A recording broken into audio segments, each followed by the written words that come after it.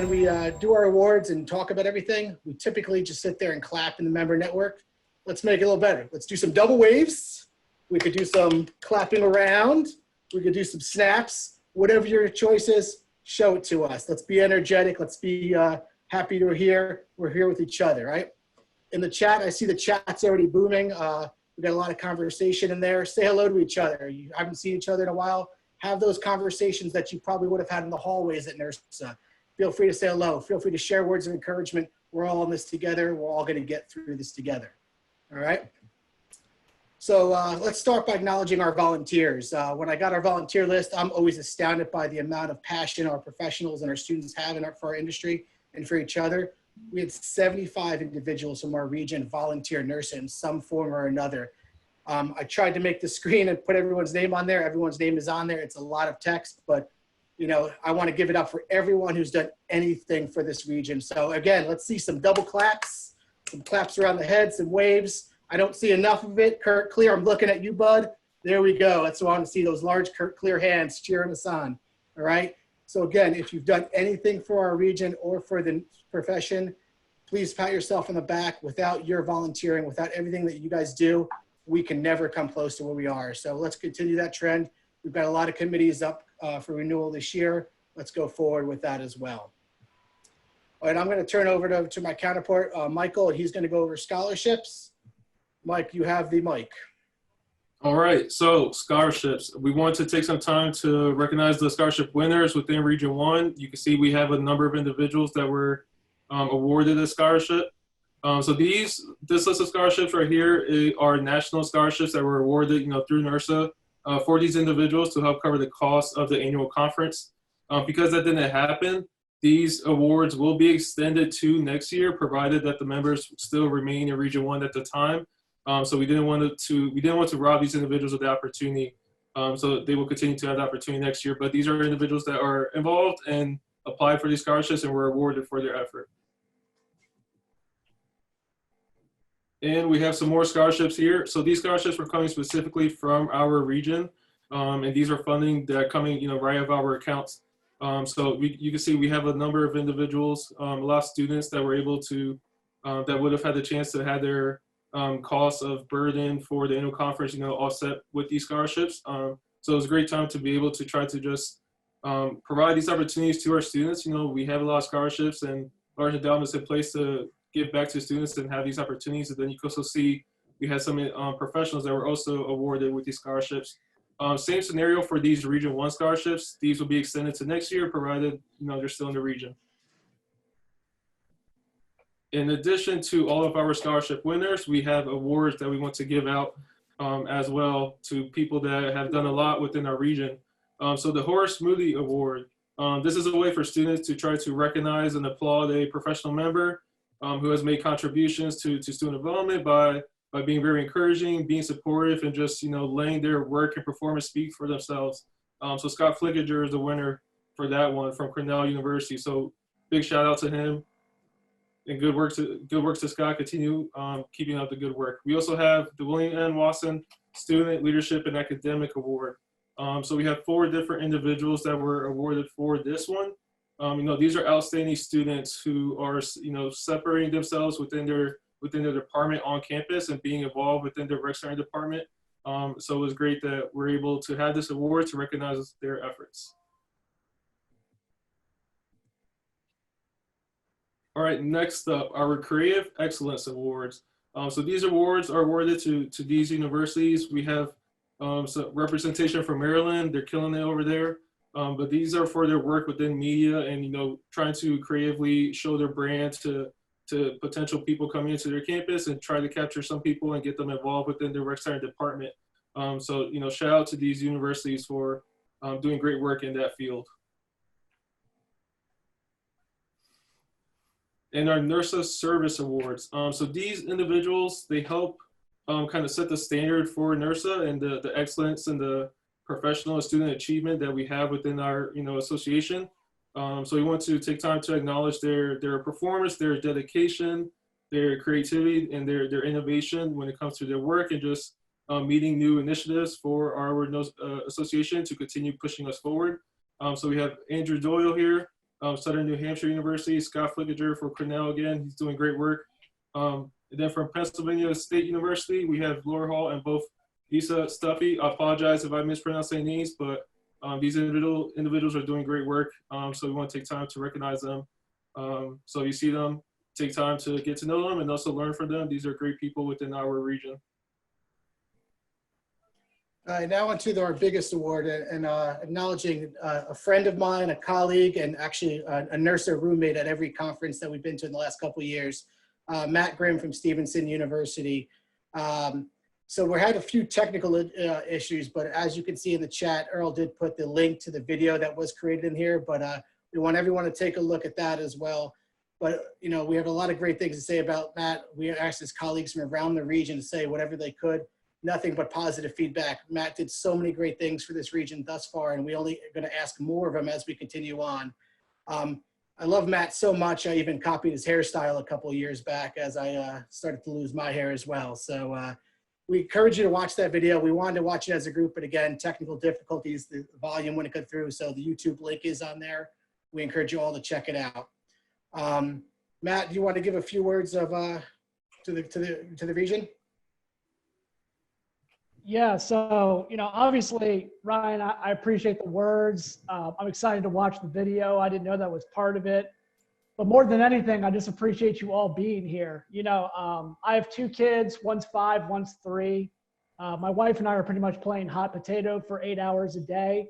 So I know how difficult that is right now. So just thank you for taking the time out. You know, before I get started, I did want to thank 2 individuals for supporting my professional development. I feel like without them, I definitely wouldn't have been involved enough in NIRSA to warrant consideration for this award. So the first person is Denise Ditch.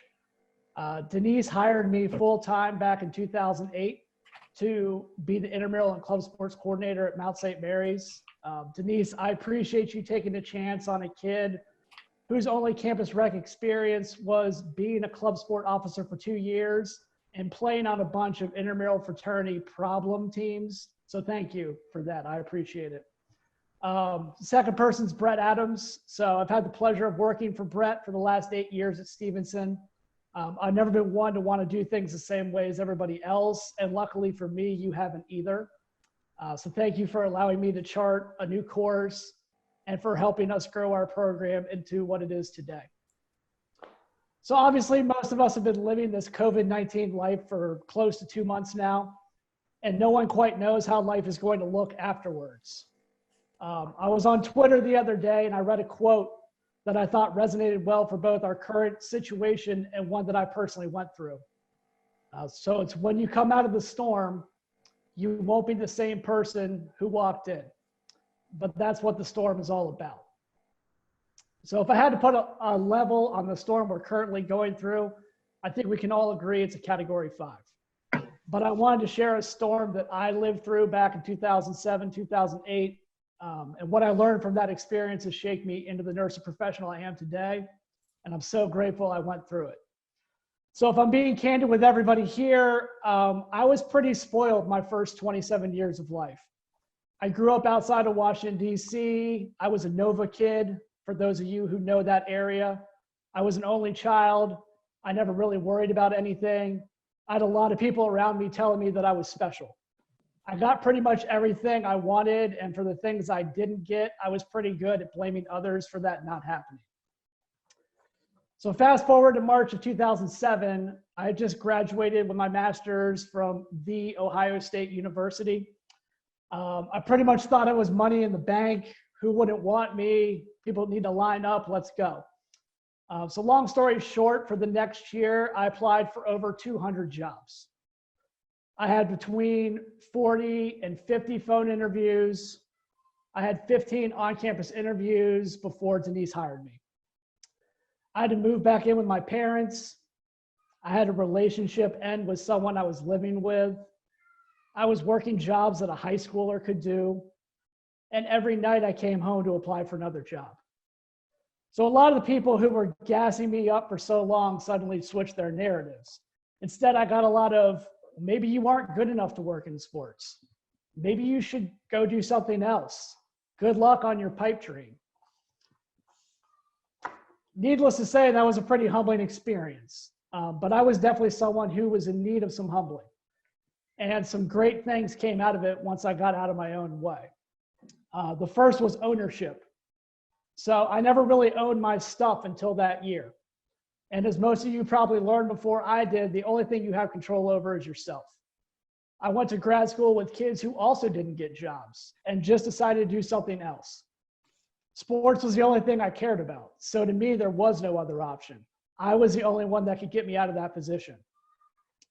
This has helped me with my association work because I hear from a lot of people that they want NIRSA to do more, to do different, to do something that better fits them.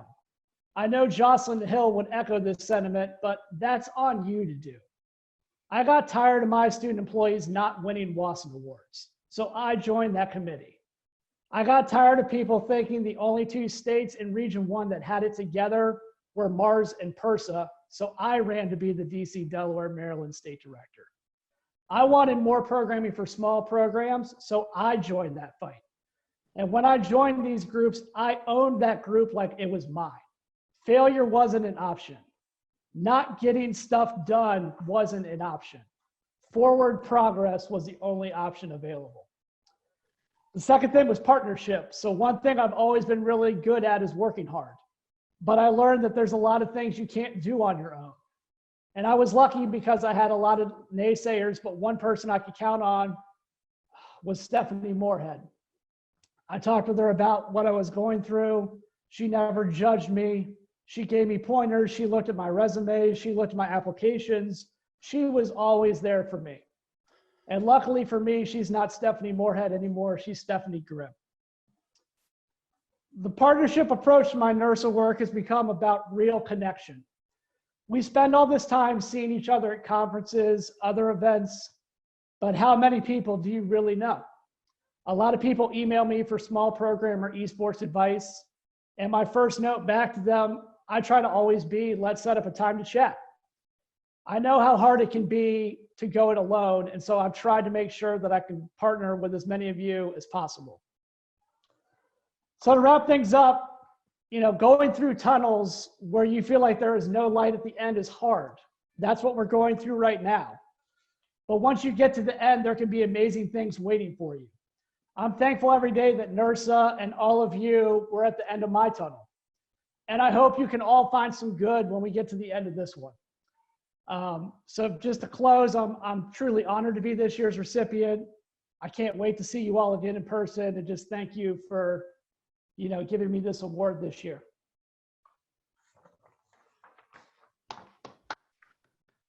Thank you so much, Matt. Let's give Matt and all our other award winners and scholarship winners a large round of applause. Quite an experience. Yeah, man. Good job, man. Hey, man. Way to go. 2 days. I I hear think 2 some days. kids in the background. I hear some other people talking. Nice city. I hear Jocelyn yelling. That's awesome. So when it's Region 1, I'm proud. beat it without Jocelyn. Oh, and then we just all got muted. Jocelyn killed it for everyone. Thanks, Jocelyn. But Matt couldn't have gotten to a more deserving. Are you talking to me? I was getting yelled at by you, if that's what you're talking about. Hello, someone. Hey, I'm on another call too. There's no volume. Two timing. All right. Awesome. Well, thanks, Jocelyn. But again, thanks to Matt. Congratulations. Congratulations to all of our award winners and scholarship winners this year. We had a great year. And like Matt said, we were hit with a nice little wall, but I can guarantee you this region and all of our professionals will overcome it. So thank you. All right, so now some Region 1 information, just a few points. Again, the full slide deck will go out after this meeting with a lot of the detailed information, but there's a few points we just wanted to cover here. Is one, the biggest thing we had to do and the hardest decision I think I've had to make, and one of the hardest decisions I've had to make in my career was the future of the Region 1 conferences. The Region 1 conference, we had to consult with a wide variety of people with different perspectives at different levels, and made the hardest decision I think this region has had to make in the past 10 years was canceling the first region conference in a long time. We did it with a lot of information, a lot of voices and a lot of opinions and a lot of facts. So at the end of the day, we did what we thought was right for the health and safety of our members, but also to protect the contingency fund as much as we can. So That being said, again, the in-person conference is canceled, but we do have plans to do a virtual conference in October. It's not going to be the same, but it'll definitely help us connect in that time and fill that need that we're all going to have to reconnect around October. We'll have more information on that in the coming months. For 2021, the schedule was to vote between New Jersey and Connecticut.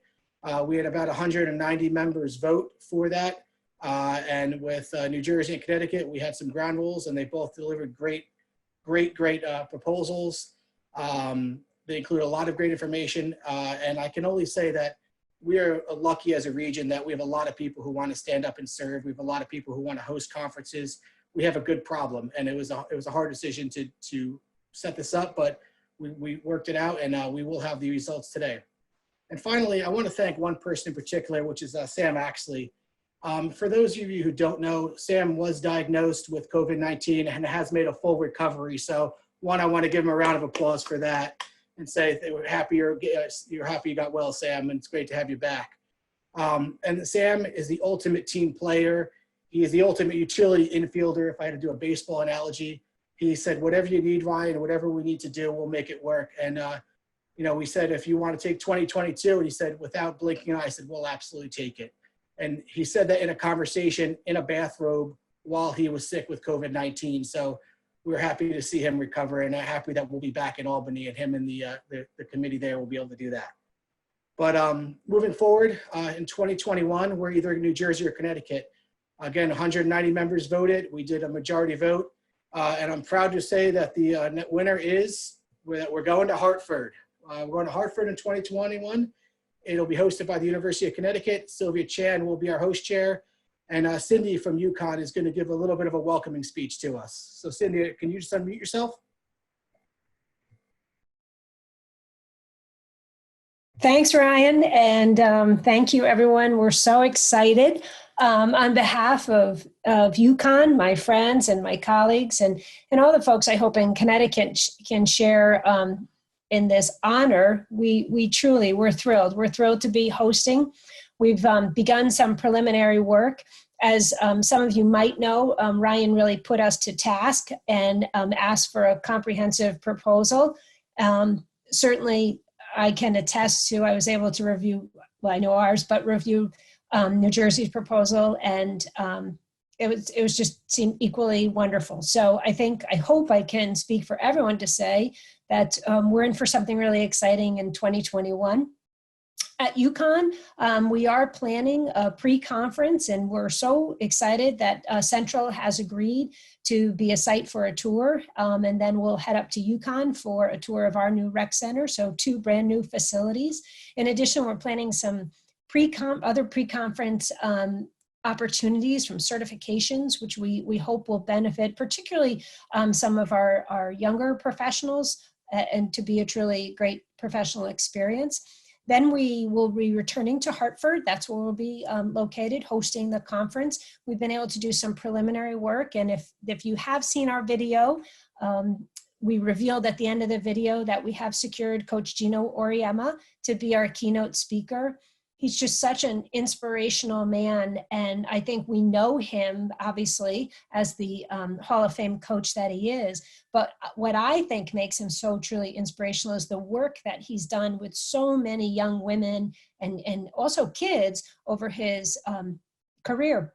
So he's going to come and speak to us, particularly about working with this generation and how, of students, and how that's all, so significant to us. In addition, we will pledge right now that we'll do everything we can to partner and get us a packed trade show.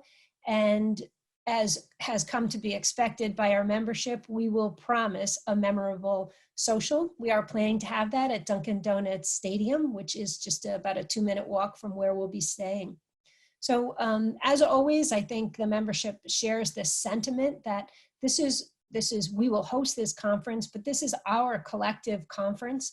We will be seeking input and assistance from anyone who's interested in giving it to us, and very likely we'll be calling upon those that have hosted in the past to learn from you and ensure that we deliver to the conference what our membership expects. So thank you again. I hope everyone is well. Please take care. That's what's most important right now. And we'll talk soon. Again, thank you. Thank you, Cindy. Thank you. So I want to give New Jersey and both Connecticut a round of applause. I did ask for a lot of information and they were able to both deliver it. And for anyone who's ever gone through that process, you know, just getting that information is a heavy lift. So thank you both to Connecticut and New Jersey. And we look forward to seeing everyone in person back in 2021 in Hartford. So go from there. And then again, we want to give Sam a second round of applause because all the work that he did to get Albany up and running and then the hiatus and then to go back to 2022, he's doing a heavy lift. So Sam, thank you so much for that as well.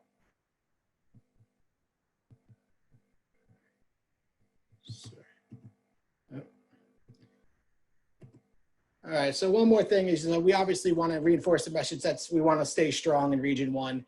We're all going through this together. We're all got, all these issues at our universities, questions, and we're all here for each other. I personally sat in on the director's call last week, and I think there was like 330 directors around the country.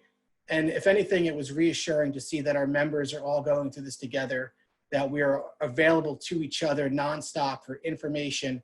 I know the Connecticut directors that we've been on a text chain that we're going to start meeting on Zoom probably once a week to really, as the state starts our reopening plan, to make sure that we're doing it here.